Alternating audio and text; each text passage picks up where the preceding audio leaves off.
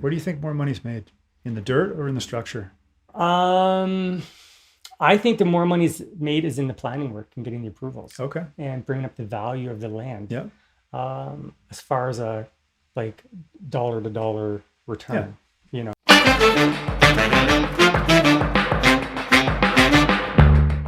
Thanks for tuning into the Highest and Best Use Real Estate podcast, where we talk about techniques to optimize your land, structure, skill sets, and time, as well as the highest and best use principles to make your business more profitable, productive, and efficient. I'm your host, Ryan Carr, reminding you that good deals are found, great deals are created. And today we have the one, the only Ken Bekendam on the show. Ken is the owner of King Homes. He's an active business owner and investor of many years now. And he also has a story about an alpaca farm that we will get into later on in this episode. So I'm excited. Yeah. Thanks for being here. Yeah. You know what? Thank you for having me. It's a pleasure to be here. This is fun. This is fun. So how I like to kick these episodes off, I got a couple key points here that I want to touch on for the duration of this. Highest and best use of operating and owning an active business. Right. I want to talk a little bit about your business, obviously. You got the T-shirt, Legal Second Suites on. So we'll chat about that. Commercial to residential conversions, which is a pretty hot topic these days. I see you posting on social media about that. Yeah, it's been a big shift for us. So yeah, it's awesome. Cool. I see your promos on like Facebook and stuff. Oh yeah. And they're cool. Your videos are good. Yeah, thanks. They're good. Yeah. And the future of housing opportunities here in Ontario. Yeah, 100%. So we'll chat about that. Why don't we just kick it off? Tell us a little bit about yourself. Yeah, so my name's Ken Bekendam, and I've been investing since about 2010. Yeah, is when I kind of got started.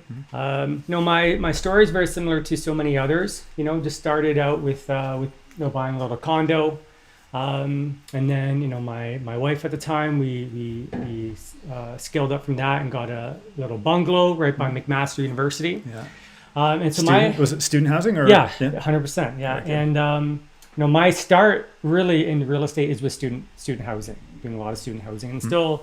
Probably a good, not quite half, but a good chunk of my portfolio is still student housing. Really? Yeah, and I still believe strongly in students and universities and renting rooms and all that kind of stuff. I love it. Universities and colleges are getting a bad rap right now. People are like, I want to learn on YouTube, or I want to learn online, I want to do this stuff. Like it's changing. The face of education is changing. Yeah, like my whole experience with student housing has been with McMaster University. Yeah. So I've never had any issues with renting to those students there. That's good. And never shortage of no shortage of demand for those units. So that's how I got started into it. I was actually working for another contractor for like 15 years. My background is actually in landscape architecture, so doing landscape design, doing landscaping construction. Yeah. And it was through that I kind of gained my CAD skills and my skills of going to City Hall and getting building permits for different types of like pool houses and covered porches and that's cool. Sheds. Pool houses are the best. Yeah. I love pool houses. It's just so unique. Yeah. It's so unique. It's this feature out in the yard. It draws you in. So I love being outdoors. I love the whole landscaping industry. It's still a big passion of mine, even though I don't do a whole lot of it these days. I still get asked to do a bunch of landscape design work for people, which I still kind of do, on the side. That's my side hustle. The side hustle to the real hustle. Yeah. And but it got to a point where my cash flows from the rentals was exceeding my take home pay, my bi-weekly take home pay. Yeah. And I was like, what the heck am I doing with myself and my time, right? Yeah. And so it's a very similar story like so many other people. Long story short, I quit and I went into full-time real estate. Now this was in 2018 is when I quit and went full-time. So 8 years into your real estate journey. Yeah. You're like, okay, this is it. Yeah. We're going. And and then from there I actually had to sell 2 properties in order to kind of make the transition. So I sold 2 properties at the very beginning of the year, but then by the end of the year I had bought another 3 properties before the end of the year. You just couldn't stay away. So, I thought I needed the cash, so that's why I sold. Yeah. But then the way things were unfolding, it's I ended up buying 3 more. So yeah. Why not? When the opportunities are there. Yeah. Right. Like what the heck. Yeah. And so that was kind of my start. And when you quit and you're trying to make a full-time go of it, you start going up to networking groups, you start mingling and meeting other investors. I started sharing with them. I got CAD skills, I can do drawings, I got experience working with cities and building departments. I'm doing my own basement apartment projects. I'm self-contracting these projects. I got experience with contractors and trades and all that kind of stuff. And long story short, I just kind of scaled up from there. Nice. In my first year, I did about 30 permit applications, Yep. helping other investors with, some of those were my own projects, some were for other people. And then I got into like self-contracting. I started out as just being like a project manager. Yep. For yourself or for others? For other people, like just they would pay me 10% and I would project manage their project. Cool. But then, so that model worked out for a bit, but then basically I was a general contractor. Right. So then I just switched to a more, traditional general contracting type of role, you know. So hang on. So if you were going from being like a project manager to a GC, what was the difference on the back end? Like how did things change? If you're making 10% anyways. Yeah, so it's really, before when I was just being the project manager, like I was very upfront and transparent with all the costs. Yeah, sure. Right, I was sharing all the invoices, sharing all the receipts. 100K bill, you make 10 grand. Yeah. But then like that became a lot of paperwork, and a lot of tracking, and getting approvals beforehand in order to spend money and all this kind of stuff. So it was a waste of time. Just a lot of extra kind of administrative work to kind of do that model, to be that transparent. Not that it's not that you're trying to hide something, but it's just it's laborious. Yeah, exactly. Is that a word? Laborious? I think it laborious, is. Yeah, it is. That's a word. Yeah. Laborious. So then I just switched to a more traditional general contractor. I would say, it's going to be this X amount of dollars to do the unit. Yeah. I would break it down into various components, kitchen, floor and drywall, mechanicals, rough, and all that kind of stuff. And just put my markup on it. Yeah. And that just proved to be a little bit of an easier model to work with. And then, and that way I was more on the hook for deficiencies with sub-trades and subcontractors and all that kind of stuff. So then I could, make sure that stuff was getting done properly, and then obviously take full responsibility for it. Yeah. So, and then, so it just started scaling up from there. Then, my first year when I was still doing it 100% on my own, then I did about 140. No, I did 70 my second year. So 70 permit applications, doing all the measurements, all the drawings, all the permit submissions, dealing with all the cities, and then still construction managing like probably 20, 30 houses for construction. Oh my gosh. It was nuts. It was 70, so that's over double the permit applications from the year prior. Yeah. Plus you had ongoing construction. Yeah. And again, like some of them were mine, not all of them, but maybe 4 or 5 of those houses were mine, and then the rest were for client stuff. And then the year after that, then it doubled again. I went up to 140. Permit submissions to the city. Again, we're construction managing like 30 houses. And then at that point, I'm like, okay, it's too much for me to handle. Were you just a solo one-man band at this point? So when I went from 70 to 140, that's when I started hiring people. Yeah. So then I started like, okay, this is getting too much. Dude, even 70 on your own, that's a it was. I was working 24 hours a day. Yeah. 7 days a week, nonstop. Yeah. So that's when I started hiring designers. I started hiring co-op students out of Mohawk College. Interesting. Yeah, and so then I started. So basically, this was in 2019 when I went from 70 to 140. Yeah. So all of 2019 was when I was onboarding and hiring more and more staff. And then right now, like fast forward, now we're getting into 2020. We're in 2022 now, heading into 2023. So now I have about 15 designers doing CAD work. We're still sitting around 140, 150 applications a year. Yep. That seems to be our kind of capacity right now. And then same thing, still doing, lots and lots of construction work, Wow. Probably 40, 50, construction projects a year. That's a lot, man. Yeah, it's a lot going on. It's a lot of volume. And would these be T4 staff? Are they subbed out? How does that work? Like, Yes. what are the mechanics under the hood? So there's a couple different corporations now set up. Things are in their different kind of divisions and silos. On the design side, there's our T4 employees on the design side. Most of them are full-time. Some are just putting in part-time hours. So anywhere from like the part-time guys are doing like 20 hours a week, maybe it's 10, 15, 20 hours. Then the full-time guys are up to 60, 70, 80 hours every 2 weeks. Full-time, really full-time. Yeah. Awesome. And then on the construction side, it fluctuates depending, guys come and go on the construction side, but we're between like 15 to 20 construction staff. And then there's 2-3 admin staff Yep. helping with, and there's my bookkeeper and accountants. And would they all be T4 employees as well? All Yeah. your construction guys? Yeah. Wow. We do work with some subcontractors on the Yeah. construction side, your Yeah. electrician, your plumber. We're trying to sub out more work, actually. So as some of our T4 employees drop off, we're not necessarily going to replace them. Transition. Yeah, we're and we're like, okay, transition. rather than just hire another guy, Yeah. let's try and sub that out to somebody else. Right. And the reason being? It's easier. It's like any industry out there, it's hard finding a really good, committed staff, committed employees who want to actually put in a full day's worth of work and don't have to be babysat. Yeah. We have lots of good employees, but it's still tough. It's still tough, right? And there's still such a lack of skilled trades. It's not so much finding the guy who can do the demo or the guy who can sweep the floor. It's the guys who can actually, they know what they're doing. They can trim out a house. Unsupervised. Unsupervised, yeah. Just go. Just leave them there, let them do their thing. Yeah. And you can show up and the job's done. How do you feel about the cost of management right now? So let's say you have a company with a couple people, right? And that you can self-manage that. It's relatively easy. Then as you start to grow, 4, 5, 6, 7, 8, 10 people, you realize, okay, I can't be doing the permit apps and I can't be doing the construction. I can't be doing everything. Eventually you have to bring in-house management in to look after those people, but that cuts into your margin, right? Yeah. So how do you kind of offset that, and how do you see that as a business owner, depending on the scale that you're at? Well, so the last, 4 years, I've been growing exponentially every year, right? And so I used to make actually more money when I was doing it, when I did those 70 projects on my own. I actually probably made more money than I am now. But I keep reinvesting back into the company, right? So any profits I do get made are being, spent on more staff, project managers, operational managers,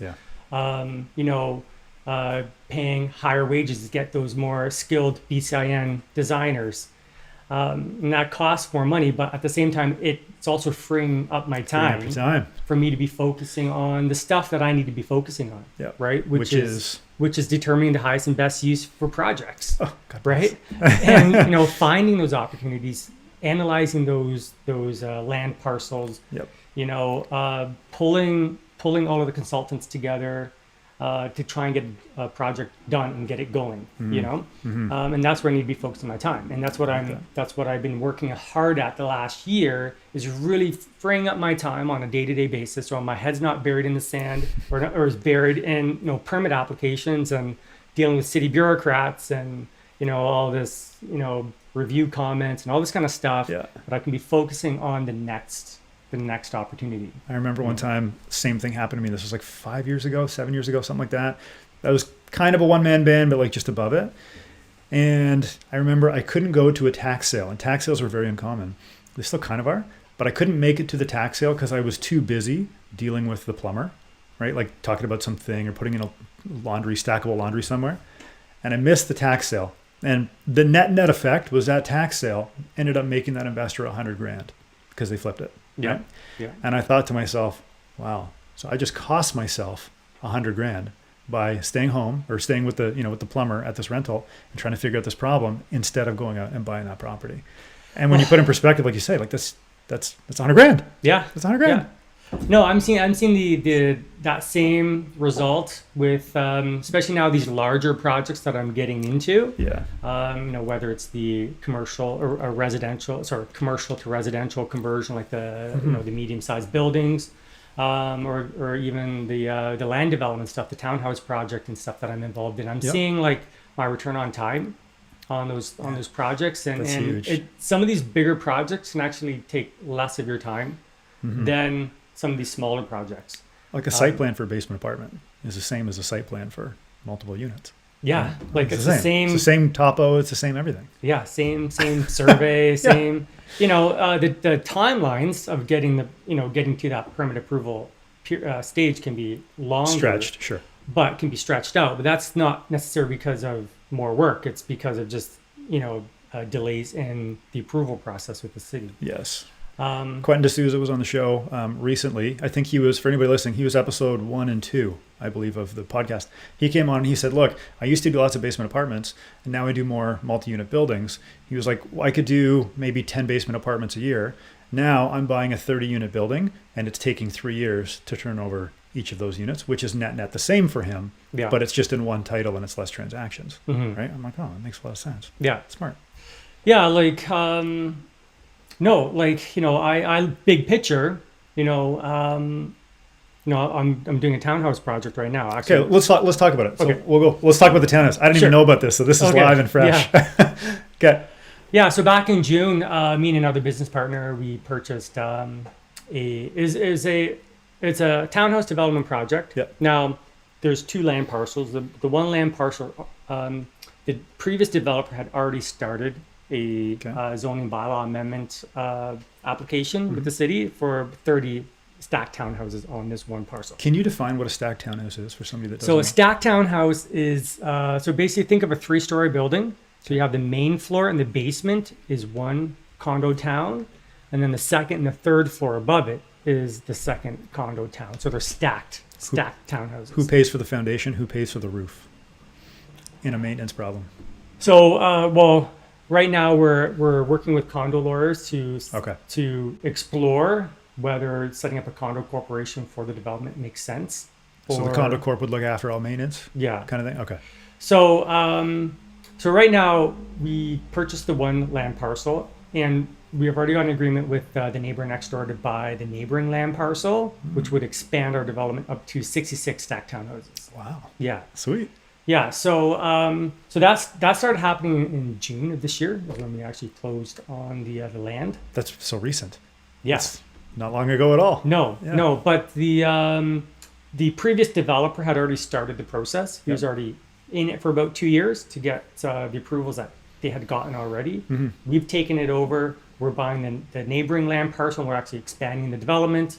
And so we're going back to the city actually this coming week for another follow-up consultation. Cool. But yeah, the plan is because we've already are so far along, the plan is hopefully to start scraping ground and clearing the land next spring. Cool. Yeah, with hopefully having foundations in the ground by end of 2023. No way. And start building 2024. Does one site affect the other site, 30 to 66? Yeah, so so we had to do a redesign of the overall site now that we've combined the 2 lands together. Right. So we can actually better optimize the entire parcel. Like common elements, things like that? Yeah, so we could just actually lay out, the driveway entryway, the parking areas. There are 6 blocks of towns. We could better situate them on the property to basically, we ended up squeezing another four townhouses into the overall development by combining the land together. Pretty sweet. Yeah, because we were looking at keeping them as 2 separate parcels. Yeah. Kind of on their own kind of track as far as the process with the city, keeping them as 2 separate things. Yeah. But it wasn't the best use of the land. Yeah. There's lost opportunity there. Look at the dirt. If you 4 extra units, like that's huge. 4 extra units of profit, depending on what the margin is. Like if you're selling $1 million townhouse at a 10% net margin, that's $100,000 a townhouse. Yeah. Right. Like I don't know what the numbers are, obviously, but like that's big. Just strictly by saying, okay, we're going to buy the neighbor and we're going to do our thing, and we're already going to this work anyways, and then you combine it. The sum of the parts is worth. So that's it. No, this is a good example of figuring out the highest and best use for the land. You're looking at the overall site altogether. Yeah. And you're weighing the pros and cons of, because there is, we did add probably 6 months of delay. Yep. To the overall project because we've now combined the land together. But we're able to get a couple more units out of it. So it's big. Yeah. That's big. Do you think you'll build it yourself? Yeah, so we have actually already hired a builder for it. So the one thing you have to know in land development and when you're getting into larger projects is you have to think really far ahead, right? So like really far. Yeah. So we're thinking of maybe clearing the land in 2023, but not actually starting to erect buildings until 2024. That's when we actually need our builder. Yeah. So we've already interviewed a builder and we've already got a builder under contract for the development. Really? So that builder can actually block off time for the development, right? Yeah. So so there's a lot of really just like you have to plan way further in advance than you do when you're doing like a basement apartment. Yeah. Basement apartment's already there. Yeah. You just got to finish it. Yeah. Right now you're creating something from scratch. Yeah. From your head, from your ideas. No, so for me, it's a whole new kind of learning curve as well. Yeah. Like my day-to-day expertise is in, the basements and the tries and the floors and, doing the small buildings, like the 8 to 10 to 12, like, maybe the biggest would be like a 30 unit building conversion. But making that switch into the land development is just like exponential. Like the learning curve is amazing. It's amazing. Why go towns instead of a multi-unit building? Well, part of it was the official plan and the density of the land and what the city was calling for in their official plan. And so, in combination of working with our consultants, like professional consulting companies and planners who do this type of work, we went with their their expertise as to what they felt was the highest and best use for that land. Interesting. So this is how we the type of development that was in that area was all kind of low rise. So you kind of have to conform to the neighborhood. Yeah.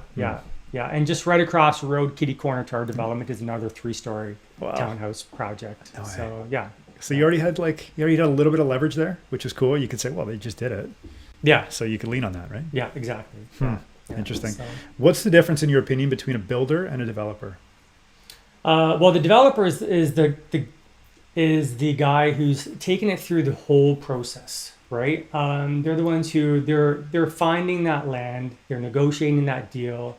They're the ones who creatively like dreaming what the highest and best use is for that land, right? They're the ones who are pulling in all the consultants, all the planners, and they're the quarterback for the team, right? They're the ones who are kind of spearheading that development, right? Whereas a builder is the one who's basically takes the finished product, which is being the approved plan, and then just starting construction. Make stuff. Right? And just make stuff and build stuff, right?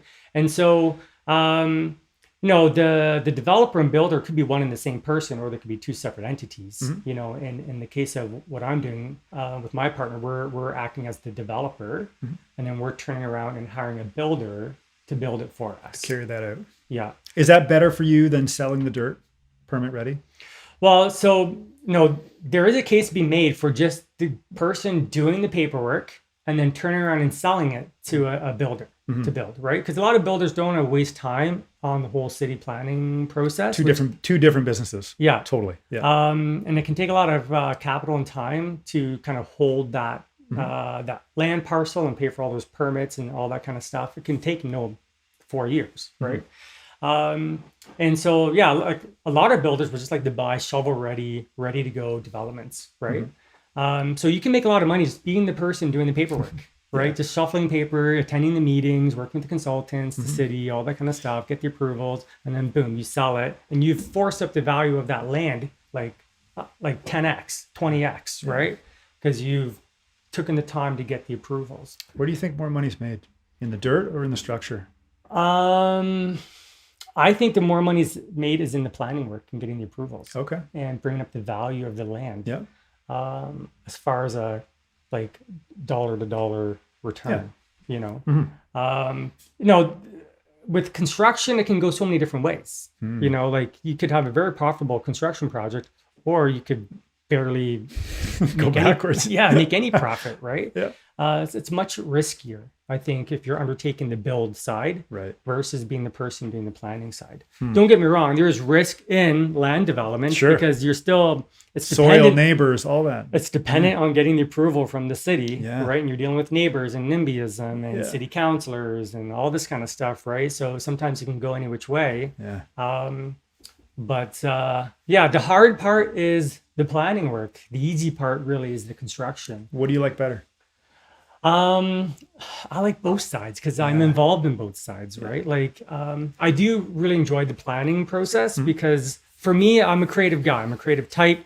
I'm a musician. I'm a landscape designer. Are you a musician? Yeah. I didn't know that. Yeah. All right. Yeah. So I get a lot of joy in taking something old and kind of redesigning it and having this beautiful picture of something that can be created. But I'm a guy. I like construction. I like getting dirty. I like getting out there and building and working with the guys in the trades and all that kind of stuff. And so it's a real joy and a real reward when you can kind of be the person to take it from A to Z, right? Yeah. And so it's exciting. It's exciting. That's why I'm in this. That's why I do what I do.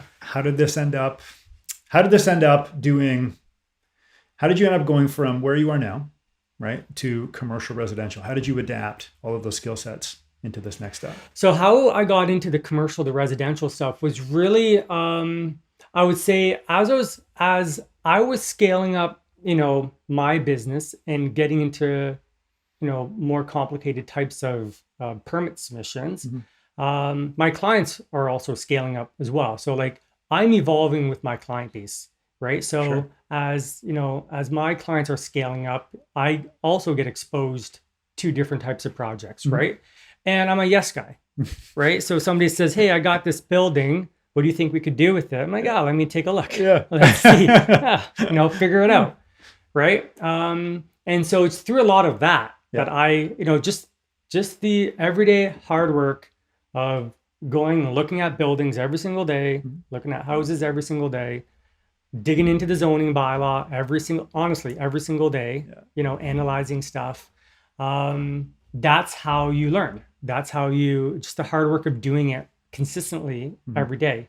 And so, I skilled up as my clients skilled up, right? And that's how I kind of got exposed to doing larger building conversions. And then because I was getting more experience doing the larger building conversions, more people started coming to me for the larger building conversions. So it's like a snowball effect, right? And all of a sudden it's like, now we're not just doing larger building conversions. Now I'm getting asked about like development type of work, right? And helping people figure out some development type of stuff, even though I'm not an urban planner, Right. but I do help, connect people with the right people for these types of projects. You're the maestro to the orchestra. Yeah. So I'm a yes person. I want to help people. I want to see people succeed. Yep. I'm always looking at it as I'm growing. I'm always learning, right? I take every project. I'm like, if it works, figure it out as we go. Figure it out as we go. Like if it works out, great. If not, I'm gonna learn something from it. You ever take something on that you're like, shit, I shouldn't have done that. I should have just said no to this one. There's, on the client side, definitely. There's some clients that are a joy to work with. There's others that can really push your patience, right? And that's just the natural part of contracting. Doing contracting services is you got to take the good with the bad, right? There is something to be said though for being your own client, right? And as I scale up and as I continue to do what I do, I see that it's much more enjoyable when I'm doing more of my own projects or with my own partners or my own JV partners than doing client only specific work. And that's something I'll continue to push, trying to, eventually maybe my entire company is just doing our own in-house projects. Once you scale up, that's like your inner creator, right? Yeah. Like that would be the ultimate dream. Yeah. If I could have all of these designers and construction guys and admin staff, but we're just focusing on our own internal projects, our own developments, our own, with our own partners and stuff. Yeah. Right. But I'm not there yet. It's still, we're probably about, not quite half, but I would say maybe 30-40% is our own in-house stuff. And then the other stuff is client work. It's fun. So, okay, so back to commercial residential. So walk the people through, or walk the listeners through, how one of these things goes down. You find a building, you're like, that's cool. I want to make it residential. What next? Yeah, so it's no different than when you're trying to analyze a house and you want to put in a basement apartment. The first thing is you have to check the zoning, right? But instead of looking at like the low density zoning regulations, you're looking into the higher density zoning regulations, right? So you tend to be looking at those, you're not looking at the R1s or the R2s, you're looking at R3, you're looking at, R4, you're looking at C, D, different zones that will permit that higher density, that multiple dwelling, right? And, so we find a building, right? Bigger the better, more square footage is good. Square footage is sexy in this type of space, right? The bigger the better. The bigger the land parcel, the better, the more that you can do with it. And the first thing we do is we're checking the zoning. And I'm looking for multiple dwelling. Like especially when we're trying to convert an existing building, we're looking for multiple dwelling ideally, or dwelling units, or something that speaks to more than 1 or 2 or 3 units, right? Yeah.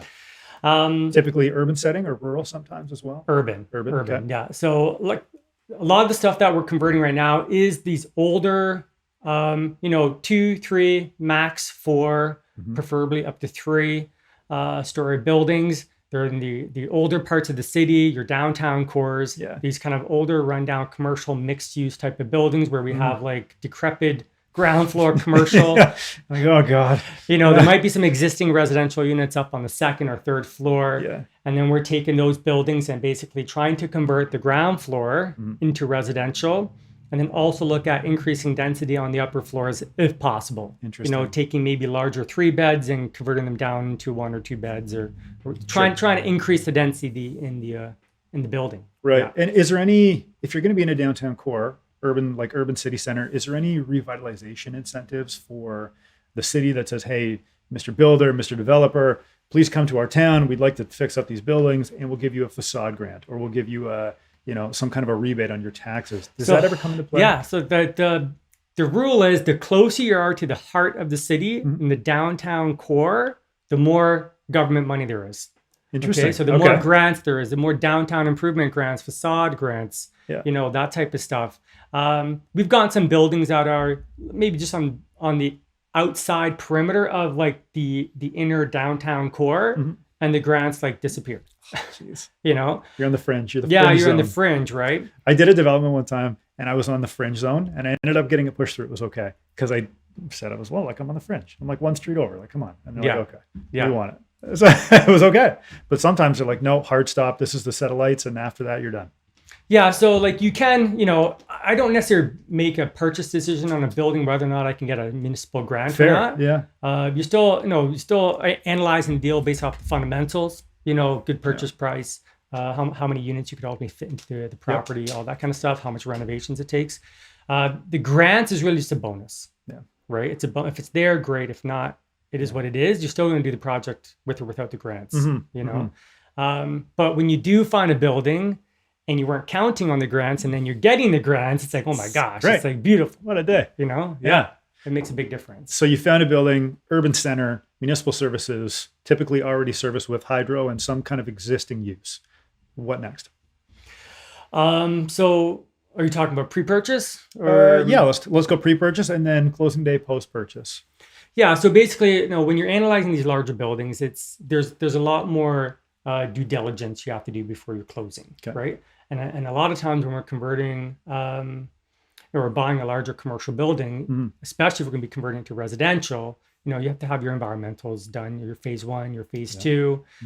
Make sure it wasn't a dry cleaner. Exactly. Godforsaken. Because that can add a lot of delays in timeline to your project if you haven't been counting for that, right?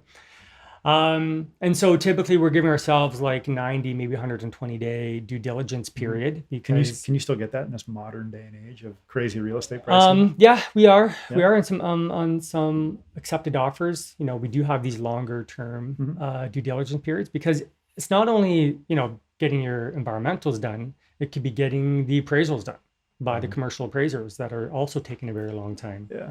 Right. The lenders are analyzing the deals a lot more stricter, so it takes longer to get the financing in place sometimes for these deals, right? Yeah. So we are giving ourselves longer due diligence periods, and a lot of these sellers, they're in the same game as we are. They're in the same market as we are, and they had to go through something similar to buy that building. So when they're going to dispose of that building, they understand that the seller coming up or the buyer coming up has to go through the same. Isn't that kind of cool when you're dealing in the commercial space? People that deal commercial to commercial, they kind of understand the way it works. Yeah. But when you go in the residential space, you've got investors, you've got homeowners, you've got all these different ideas on what a deal should or should not look like. But when you're business to business, like it's not emotional. It's kind of binary. Yeah. Do you get that? Yeah. Yeah. Yeah. Like it's all about the numbers and the due diligence and getting the financing in place, right?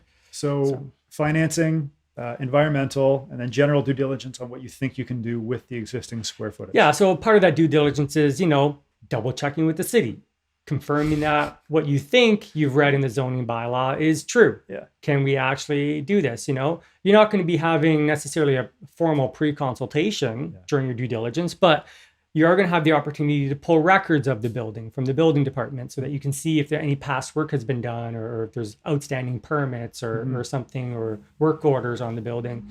You can have those conversations with planning staff about density, and so that when you go to firm up on that deal, you're as as confident as you can be Like, yeah, that what this you is the want to one. do is going to be feasible, Right. right? You're never going to have a 100% answer from the city Mhm. about your intended use, because there's an approval process you have to go through, right? And you might need minor variances or could use a rezoning or something. Mhm. But, we take that due diligence period and we're starting that conversation with the city to give us good assurance that we can do what we want to do, Sure. right? Mhm. So Neat. Okay, Yeah. so we've found the building. We've identified this is loosely what we want to do. We've done the phase one. It's clean. We've said, okay, this is our construction plan. Now you've closed on it. You've got your financing. Where do you go from there?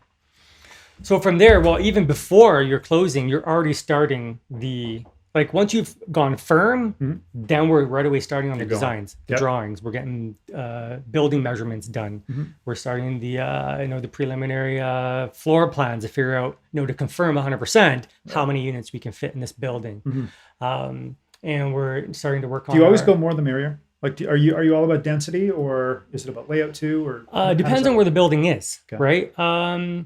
Some building locations, like the tenant profile in the area, is more prone for or ripe for bachelors or one beds, right? Right. Whereas other buildings might be more apt for nice 2-bedroom layouts. Family style units? Yeah, Like that. Okay. yeah. So it is very much based off of the location that your building is at. Mhm.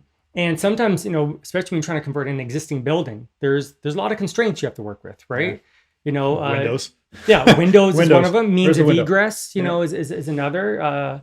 Natural lighting requirements Mhm. can really determine a floor plan layout if you're trying to work around windows and Yeah. Like if You you're in know? a downtown urban core and you've got, well, if it's like row houses or row commercial, like back to back, you've only got windows in the front and the back.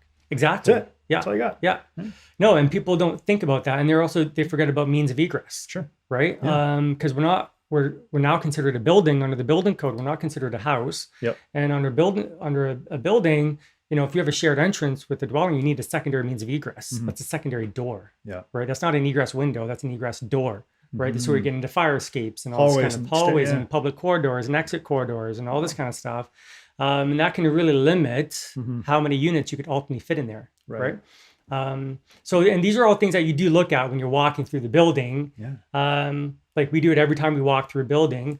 I'm looking at the windows, I'm looking at the staircases, the exits. Okay, I'm thinking in my head, I'm counting. Okay, 1, 2, 3. We can maybe do 5, 6. I'm Yeah. starting to count out in my Uh-huh. head how many units I think we could fit in here, Uh-huh. right? Because that goes to your calculations of how many units you can fit in the building, and then that ultimately affects the gross rents, and then your net operating income and the cap rates, and ultimately how much this building is going to be worth on the back end Yeah. when you refinance it. How many buildings that you see work versus don't work? There's lots of buildings that can work Mhm. from a construction perspective, Okay. right? What we're finding right now, because we are actively going out and analyzing buildings and looking at buildings for conversions, right now it's really, there's so many buildings we've looked at even just in the last 2 weeks, they're just overpriced. Oh, so So the construction's there, but the economics are wrong. yeah, the economics are wrong. Okay. It doesn't work from we can't exit properly on the building. We'd have way too much money, way too much capital tied up into the building on the exit. And so this Exit being sale or refinance, either or. yeah, exit being the refinance. Like so, once we buy the building, we put all the capital into renovations. Now we're gonna go back to, let's say, CMHC or something, and we're gonna refinance. We're gonna exit that property. Yeah. We're not gonna be able to get enough mortgage money back, and we're gonna have a lot of capital tied up into You're the stuck. property. You're stuck, right? Okay. So yeah, the economics don't always work, and that's people look at building and be like, yeah, we could convert it, sure. But for what? What? Like, For what? you want to have an extra $1 million tied up into this thing, Yeah. a year from now? Yeah. No, like you can't scale and grow that way for all your capital is being tied up in the property. Do you prefer buildings? You'd mentioned like low rise, 2, 3, 4 stories. Is that to avoid elevators? Or 1 is to avoid elevators. 2 is we're trying to keep it as a Part 3 building, or sorry, a Part 9 building under the building code? under the building code. Right. Yeah. So Part 9 is a building that's less than 3 stories in height. Yep. And less than 600 square meters in building area. Which is roughly 6,000 square feet, give or take. 600 square meters. I don't know what the I calculation think is. I usually just multiply by 10 or divide by 10, and it's close-ish. Yeah. I think that's what it is. So no, we do get into some Part 3 building Okay. conversions because sometimes the building footprint is bigger than 600 square meters, but we're not over 4 stories. So here's the highest and best use thing. If you have a building that's too big, can you get a demolition permit and sever a piece of that off, take it down, and then be like, okay, like let's say you've got a grocery store that's, bigger than 6,000 or 600 square meters. You're like, oh, okay, it's 610. So I'm going to get a demo permit. I'm going to take off 10 square meters off the back, and now I fall under a certain part of the building code. Could you do that? Hypothetically, you could. You'd Really? probably be better off to build a firewall to Okay. divide the building. Yep. Because if you have a very large building, but you have a firewall that's separating the building, they're now considered 2 separate buildings under the building code from a Really? yeah, from a code perspective. So if you had 2 buildings that were, if you had one building that was 10,000 square feet or 500 square meters, 5,000 square meters, Yeah. which one? So if you have like a 650 square meter building, Yeah. right? You'd be automatically triggered into a Part 3 building. But if you put a firewall up between that to differentiate, you Yeah. get back in the proper. So you sometimes, like what you oftentimes you see on like, you see this all the time with townhouse developments. You see a whole long row Yeah. of townhouses, And then a big and then wall you see down. a big firewall, Yeah. and you see it protruding up through the roof. That's and right. Separate. So those are firewalls, right? So Yeah. instead of that whole complex being considered a Part 3 building, Yep. they're now considered all individual Part 9 buildings. Interesting. And so the whole building code is much easier Wow. on that. I Type did of not stuff. know that. Yeah. Very Yeah. cool. But you could also demolish part of the building too. But Okay. we don't want to lose. We don't want You don't to lose lose. square footage. Yeah. No, square footage is Just trying to sexy. think We outside of the can't- box. I'm like, I'd rather build a cinder block wall and be done with it. Yeah. Interesting. Okay. So you've got the building now, you've closed on it. Construction plans are good. You thought about the economics for your portfolio. What do you prefer? Do you prefer to build and keep or build and sell? Well, when it comes to the conversions of existing buildings, we're buying them, renovating, and keeping them Okay. in the portfolio. As long as we can properly exit and be able to have a good mortgage in place, Yeah. and that we can extract all of our capital out and recycle that. Interesting. On the land development side, it's so on the townhouse project, we're actually running 2 financial models on it. Yeah. So we're running one financial model where we're going to build and sell. Mhm.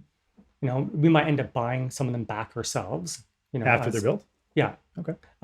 Or the other financial model we're running is keeping it all as a rental complex Hmm. and exiting with CMHC on the back end. Yep. And there is so we're running I don't have an answer yet Yeah. on our townhouse project, the 66 units. What we're going to do, Mhm. me and my partner's goal is to actually keep the development as a rental complex, Yep. and do everything we can with CMHC to be able to properly exit. And so that means affordability, accessibility, energy efficiency. Mhm. And when you're dealing with new construction, it's actually not that hard Yeah. to get especially the accessibility and energy efficiency in. Mhm. You don't need to necessarily have the affordability to get good financing with CMHC. Yeah. Um, It's like a scoring system, right? yeah, Yeah. yeah. And when it comes to development work, and especially looking at accessibility or energy efficiency, it doesn't necessarily cost that much more. Right. When you're at the beginning, like when you're planning it. Yeah. And actually execute. Yeah. Yeah, I know from a new construction perspective, when you can make those doorways a bit wider or something like that. Like Yeah. it's not. You got to it's buy not- a door anyways. You It's might as not well going to get the cost you one. any more money to make the unit accessible. Yeah. And it's not just mobility issues. There's other accessibility requirements, like for the visually impaired or the hearing impaired. It could be a matter of putting in some, raised lettering on signage that would satisfy the requirements for the visually impaired. Yep. Or putting in, more strobes and other flashing stuff for the hearing impaired. Yeah. I never thought about accessibility in that respect. It's usually, I shouldn't say usually, for me, it was often a physical impairment. So like wheelchair ramps and things like that. I would think about that. Less or so about putting Braille on a light switch. Yeah. Yeah. Interesting. So there's I've only learned this because I'm working with an accessibility consultant. Right. And this is their gig. Yeah. Yeah. And because we're in the, Okay, so we were in the same boat. Is that fair? yeah. Okay. No, I'm like- "Oh, it's not just me. At the beginning, I just thought, I'm just thinking wheelchair ramps. Yeah. Right. Yeah. But there's so much more that goes into accessible design. Yeah. And a big kind of a growing trend in the industry is what we call universal design, where we're designing spaces that are kind of equally accessible to all types of people, right? And it goes to how you lay out your kitchen, where you position the stove, where you position the fridge, how you have your door swings. Are they inward swing, outward swing? Are they pocket doors? Yep. All these little considerations can make a space much more functional for those who have a mobility issue. Yep. Or they're visually impaired or something like that. And it'd be minor tweaks to your floor plans. Yeah. And all of a sudden so a lot of these universal design requirements, we're starting to see them get reflected in the building code as well. Wow. So updates that are coming out in the building code are kind of addressing more of this type of universal design. Just the new norm. Yeah, the new norm. Yeah. And so, and for me as an investor, and as I'm kind of scaling up and I'm starting to do more and more units, I'm much more conscious of what I'm creating. Yeah. Not just creating stuff for the sake of it to get a good return on investment, but creating stuff that's actually making a difference out there. Like we're in a housing crisis. We got to be creating stuff that's good. We got to be creating stuff that's legal. We got to be creating stuff that's universally designed. Yep. Because that's good for everybody. It's good for everybody. And look, even if you wanted to build stuff like, we forget about this whole other market of people out there, such as our seniors and those with disabilities who struggle to find good housing, right? And that's a huge market of people that is only going to be increasing, especially the seniors. As the population ages. And Yeah. So anyways, like these are things that I'm actively think about on a day-to-day basis now with these projects that I'm getting involved in. Because it's for me, it's not so much, it's not about the return on investment. I've made my money, I've been successful. I'm doing these projects because I'm learning and I'm growing and I wanna scale up, but it's more for the enjoyment of it. And part of that enjoyment is creating beautiful spaces for people. Yeah. Right? So what motivates you now? Why continue? I'm still young. Like I'm only 37. It's actually my birthday today. Hey, happy birthday! Yeah, thanks. Thanks for being here with me. Of course, you know what? People ask me, like, what are you doing driving up to Bowmanville for your, That's so funny. on your birthday? I'm like, this is what I do. I enjoy this type of stuff. Right. This type of stuff brings me joy. If I don't know, I would have got you a cake or something. Yeah. And sorry, what's the question? What keeps driving me? Yeah. Why? How come? Just, I want to be able to leave a good legacy, right? And I want, especially as I get into the bigger projects, there's more of an opportunity to leave a good legacy, right? As far as stuff that you've developed and created, right? That will last for decades and decades or centuries in these communities, right? So to me, that's a tremendous opportunity. To be able to do that. Would you do it for free? I feel like a lot of stuff I do for free. Yeah. Just for the love and the passion of it. Just for the love and the passion of it. Like, don't get me wrong. Like, things are profitable and obviously, there has to be a sustainable business model behind it all, or else it's not really worth your time. Yeah. But like the profitability of a project is not what drives me whatsoever. Interesting. Like it's really the fun of doing a project and learning stuff. Like I'm converting a church right now in Brantford. And, no way. And like, I knew somebody that did that in Brantford too. Oh yeah? We'll talk about it after. So this church conversion, I bought it as an experiment, as a learning opportunity to learn development, right? In a relatively low risk, kind of low dollar amount type of development. And it's exposed me to like every single step of the development process. Cool. And I did that as a learning curve, just as an education. That's neat. Okay, so you buy. We went from like commercial, like building, and now we're talking about God. So okay, so you buy a church. What is the next step in developing a church from, well, it's no different than any other what do you do? Development project. Like same. It's the same. I'm taking the church the same process as the townhouse development project, right? Site plans, units, all that. Site plans, zoning bylaw amendments, geotechnical studies, architectural studies. You got to do a geotech on a church. Okay. You want to talk about stuff that really gets people angry. Yeah. I got to create a little tiny parking lot behind this church for 5 parking spaces, and they're treating it like I'm creating a parking lot for a shopping mall. Catch basin, all that. Oh, it's stormwater management, tanks underneath the ground, and geotechnical studies. Those are expensive. Boreholes. Those are expensive. I got 3 boreholes, drilled in this little tiny backyard of this church. Oh my gosh. To tell me it's sand, and I told them it's sand. Yeah, like I just dug a hole. It's sand. I know the area. Like I've done lots of basements in that neighborhood. It's all sand. Yeah. Sure enough, the report comes back. It's sand. Okay, great. Thanks, cool. guys. It's there cost goes me my $8,000. But that's all part of the development process, right? And so, long story short, like development does go through a similar process. Sure. No matter if you're converting a church to 6 units or you're doing a 66 unit townhouse project, or you're going to get into even larger developments, it's a lot of the same processes. Any DCs being triggered when you convert from commercial to residential, whether it's a church or a building or anything like that? Yeah, so development charges, like whenever you're adding a new dwelling that has never ever existed before, there's going to be a development charge. Okay, it could be a parkland fee charged, right? When you're converting existing buildings, you're going to get a credit back on your development charges for whatever existed prior. Okay. So let's say you have 100% commercial. There's never any residential there. You would get, charged 100% DC charges for all of the units, but then you get a credit back for the commercial that is there. Is it per square foot or square meter? Yeah, they do it, especially when they're calculating the credits. Yeah, there's a per square meter commercial. On the commercial side? I think. On the residential unit side, it's per unit. It's like flat fee. Yeah, it's like a 1 bed, a 2 bed. Per unit. Yeah. And then you pay the difference, So the biggest shock that people get when they're doing this for the first time DC bill is the DC bill, right? So I've helped guys convert from like a 17 unit to a 22 unit building. Now they're getting hit with like $130,000 DC bill, right? And they're like, oh my gosh, like what the heck? I'm like, hey, welcome to the club. That's what it is. It is what it is, right? Okay. Sorry, continue. Yeah.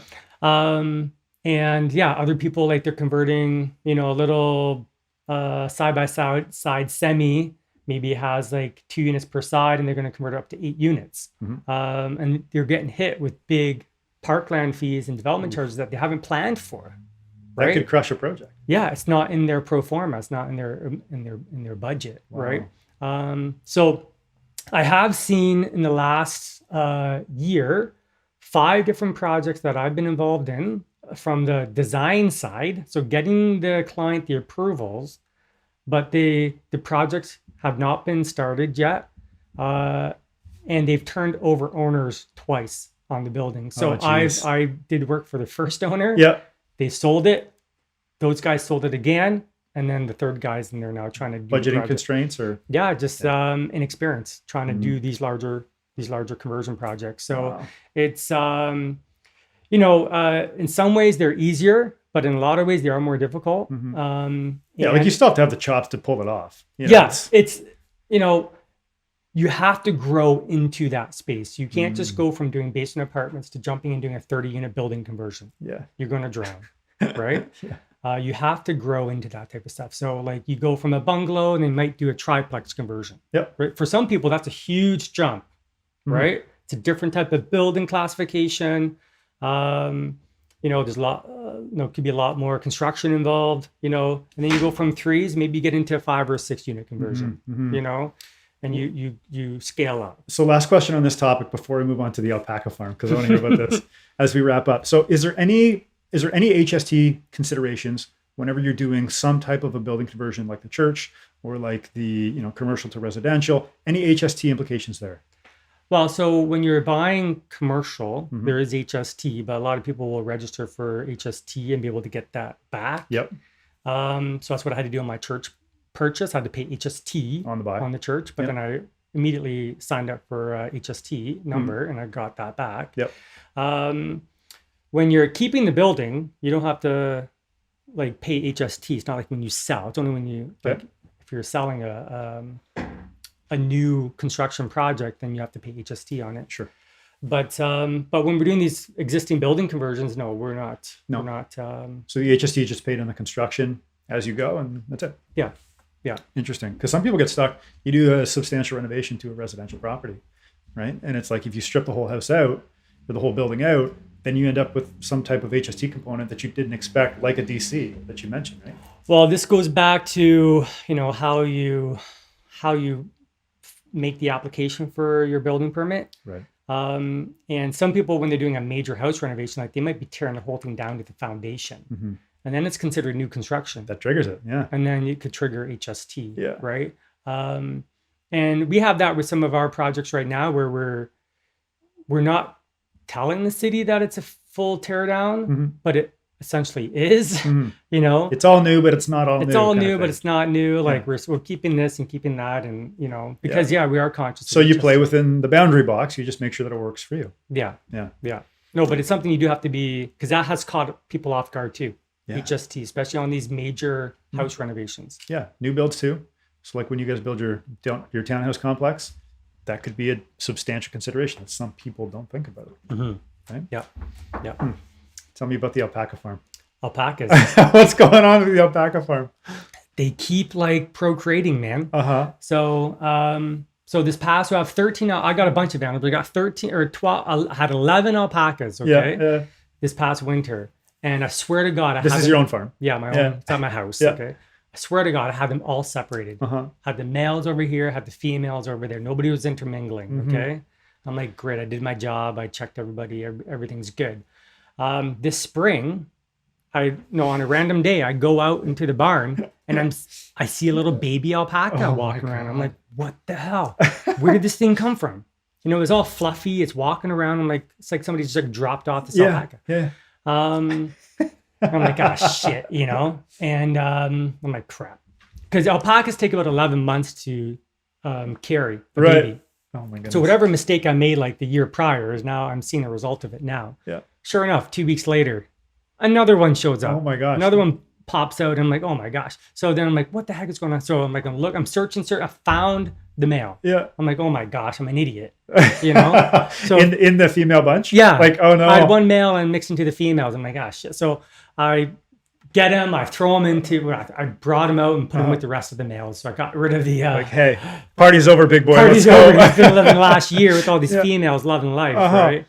Anyway, so long story short, we had 2 babies born this spring, which is like, they're cute, they're fun. We named them Popcorn and Pretzel. My son named them. And it's a fun hobby farm. Was he hungry that day? Popcorn pretzel. No, not quite. That's funny. But so I got 13 alpacas now, and we have 7 goats, 7 potbelly pigs. I got a sheep, a rooster, a horse, a pony. It's a little funny farm. Cool. But it's just for fun, just for, it's not that I bought the hobby, like my wife and I, we had bought the hobby farm, just that's kind of our forever home kind of thing. It was more my wife's thing at the time. She really wanted the animals. Yeah. But what I found out when I was doing my tax returns is that having an operating farm and an active business and real estate is a real trifecta of tax planning. Oh, in a good way or a bad way? In a great way. Okay. In a great way. Because, please share. This sounds like a highest and best use tip. Because as farms, you can write off a lot of expenses. You can actually carry losses on a farm for many, many, many years. Oh, no. And because the farm is under my personal name, so whatever personal income I'm taking from the business or taking from the real estate corporations, and I'm taking it home personally, I'm writing it or I'm depreciating it or it's getting like getting deducted against my farming losses I take. And so it's really great from a tax planning perspective. Interesting. Don't quote me, everybody. Okay? Yeah. Like, please speak to your professional accountant. Speak to your professional. But I'm telling you, if you have an operating farm, it has to be operating farm. The real deal. Yeah. It's going to be real deal. You have to have like actual farming income. You got to claim it on your tax return. But you can really take advantage of what the government allows for farmers. No way. Yeah. How many acres do you have? Just 9. That's great. Yeah. That's great. And we have a hayfield and alpacas. Wow, it's great. Good for you. Where can people find out more about you? Yeah, they can find out, they can learn more about me at my website, legalsecondsuites.com. Our focus again is on basement apartments, tries, fours, basically anything from basement apartment to 30-unit building conversions. You can find me on Instagram at Ken Bekendam. You can find me on Facebook at Ken Bekendam. It's just my name. I'm the only one out there in existence. Okay, so I'm very easy to find. Please reach out. I would love to chat with you guys and be able to help you with your project. Okay. We don't know everything. I don't know everything. We're always learning. But I love learning with you guys and scaling and growing.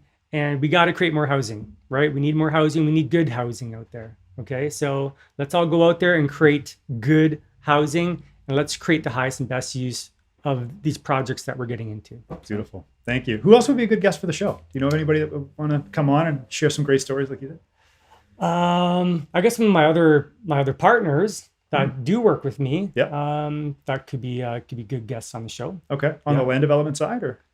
On the or on the construction side? Yeah, both. We could talk after the show, and I Cool. can give you some names. That'd be fun. Yeah. Thanks for coming on. Yeah, thanks. Really appreciate it. Thanks for listening to the Highest and Best Use podcast. Reminder to sign up to the book at thehighestandbestuse.com. I'm your host, Ryan Carr, reminding you that good deals are found, great deals are created. Like, share, follow, and subscribe, and we will catch you on the next episode.